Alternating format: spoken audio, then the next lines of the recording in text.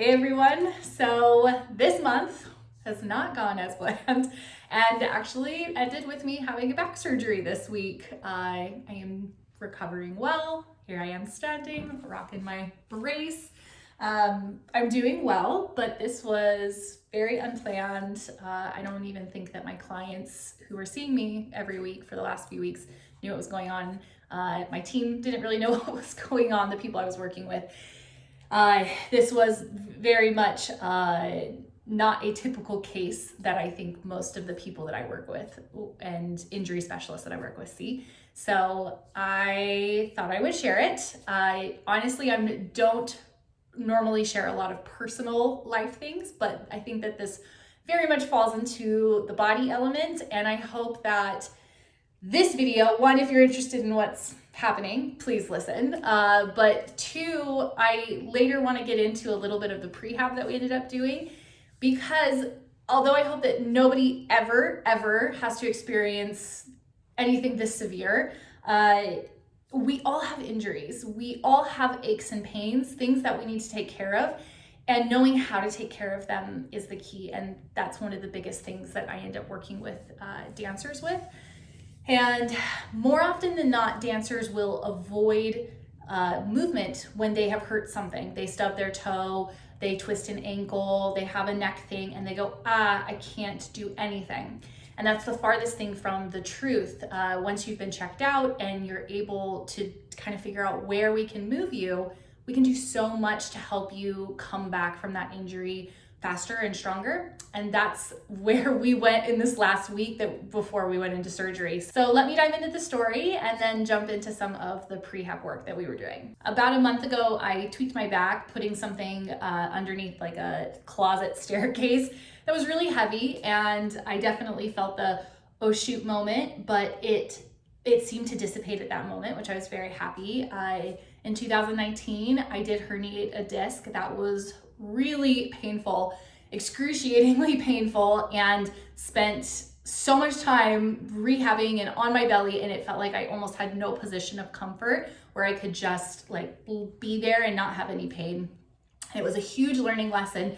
It was something that I learned so much more and deeper information besides what happens in our muscles and our bones. And it's something that I now am able to bring into my work with you guys as dancers. So I'm very grateful for that. But it was very scary when that happened. And so having this happen, this moment of, oh no, I thought, is this happening again? But with some little bit of work the next couple of days, it seemed to be okay.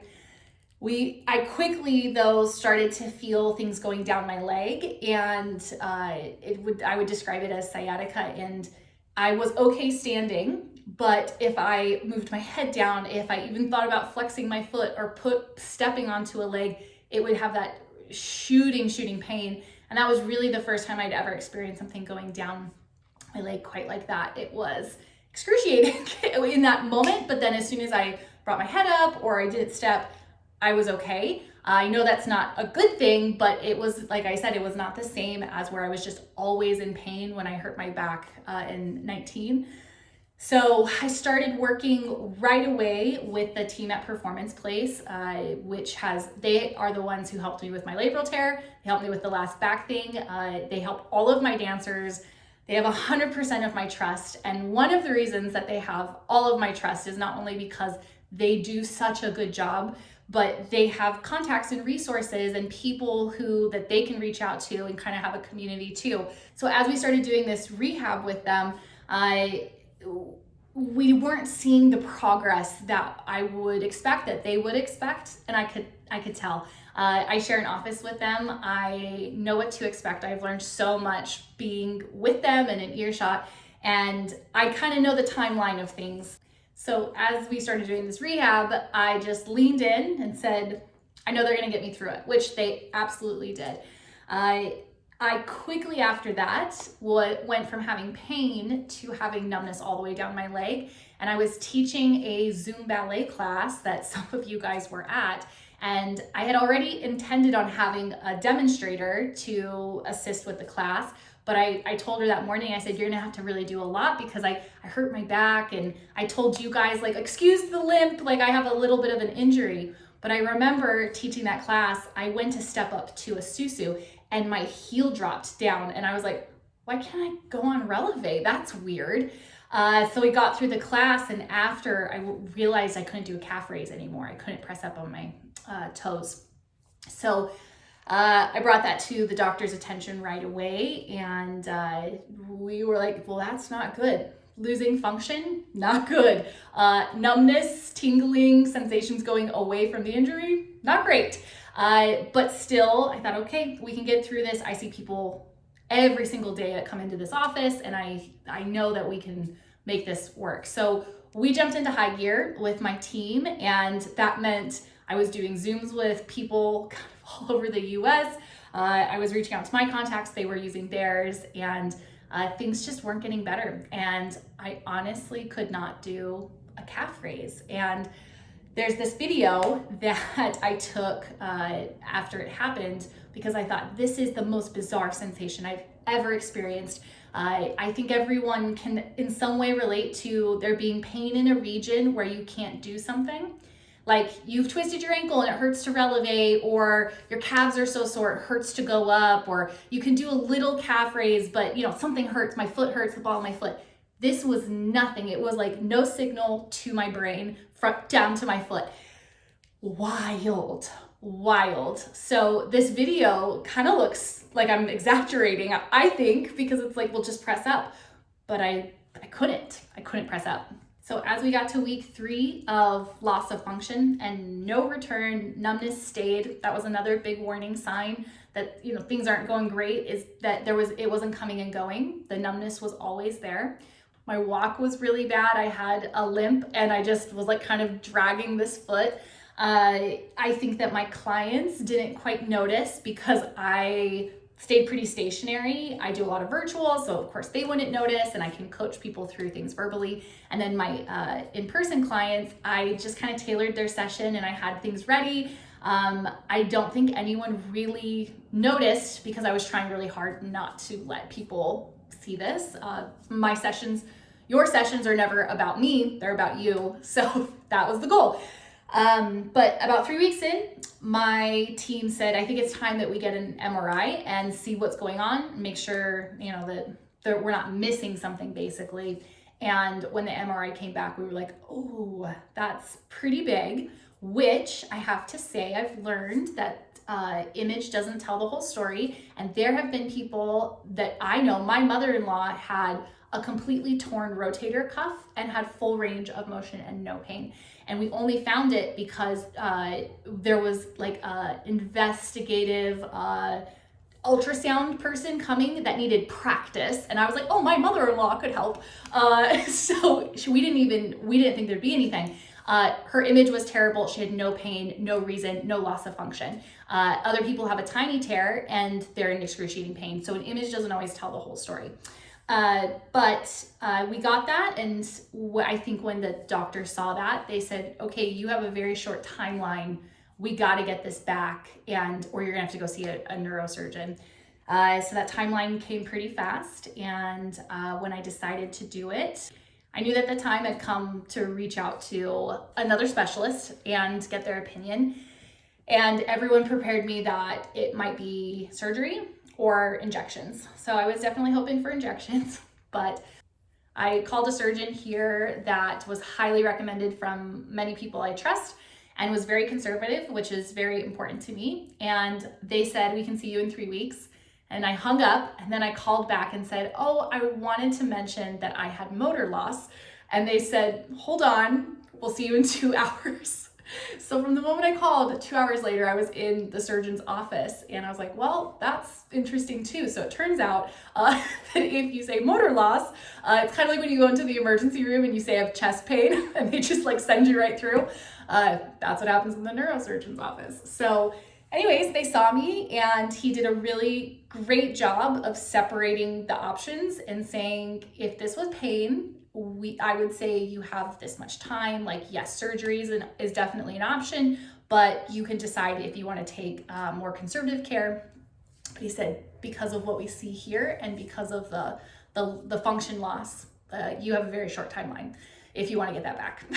So that night, I left, and the next morning I scheduled the surgery. That was a really hard decision, super hard. Not a decision that I ever want to have to make again. So from that moment on, my care changed. We were still working on pain reduction and working towards the goal of getting the function back, but it was very much prehab. And this is where I hope that if you've made it this far in the video, you are listening, because every single person will have an ache or pain at some point, and it's so easy to avoid the rest of our body. But there are ways to move that will strengthen you for when that thing that's bothering you comes back. You should always seek medical assistance when you have a pain. But once you have a plan, a lot of the time, working with someone like me or a PT can assist you to work towards other goals. So we jumped into prehab, and it was very much, how can we get Allie moving and strengthening her body so that when she comes out of surgery, I'm in the best shape that I can be. Not a lot of limiting ranges and a lot of things that we didn't want to aggravate. We never wanted to work through any type of pain.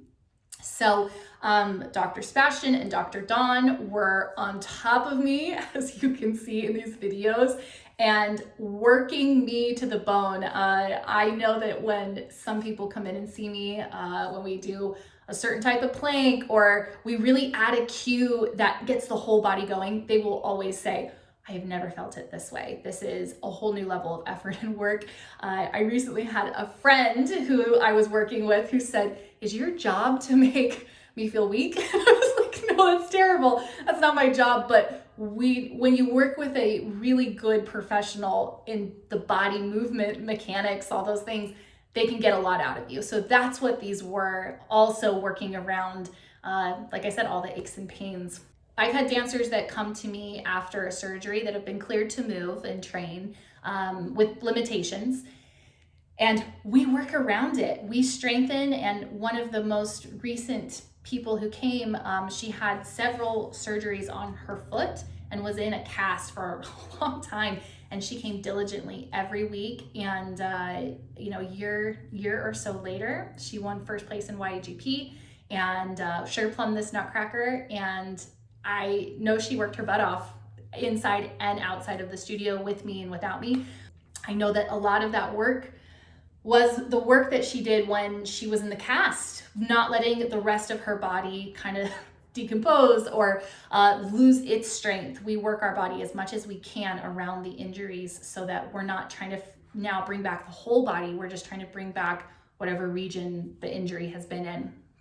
So, huge proponent of prehab. So if you are experiencing an injury, please reach out to a professional to help you come up with that game plan and to get yourself moving in ways that help you when your injury is going to be over. So after a very short week of prehab and cruising through the tests, cruising through the blood work, cruising through the COVID tests, the surgeon said, I have never seen someone get in here so quickly. This is gonna work to your favor. How did you get in here so fast? I was like, it was the grace of the universe, and just knowing that this is not good, that, this is not just pain. I kind of have the rest of my physical life on the line right now. And the longer I go with this deficit, the less likely it is to come back fully. So he said that we didn't know what that timeline looked like in the short weeks.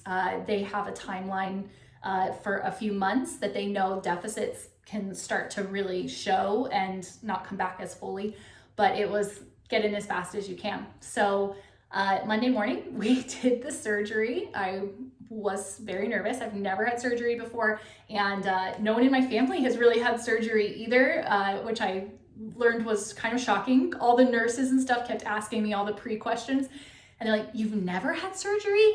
No one in your family has had surgery? Because they were trying to figure out how I was going to react to the anesthesia. And I was like, no, I'm the first. This is not what I wanted to be the first of. Surgery went very well. I came out of it. First thing I did when I stood up was tried that calf raise, and it was back. Yes.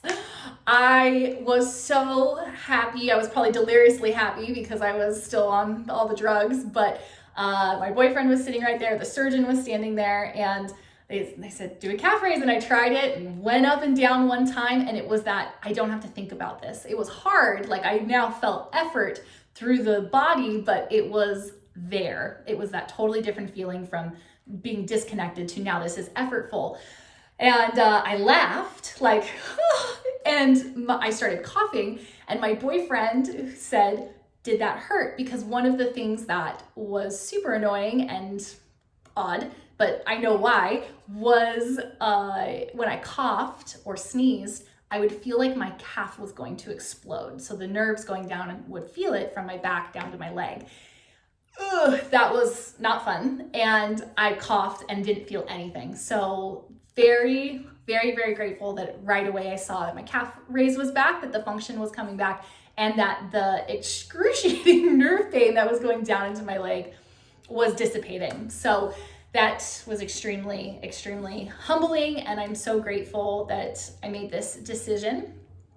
It's been a couple days and I'm doing very good. I have a long road ahead of me of work and rehab and recovery, and it's a lot to think about, I'm not gonna lie, but I feel very grateful that I didn't have to have any hardware put in my back, that this, everything happened so quickly and then got this function back. And I do know that I have a team and a good mental state to move forward into this next phase. I'm not a huge personal life sharer, but I am going to continue to share some of this physical journey here.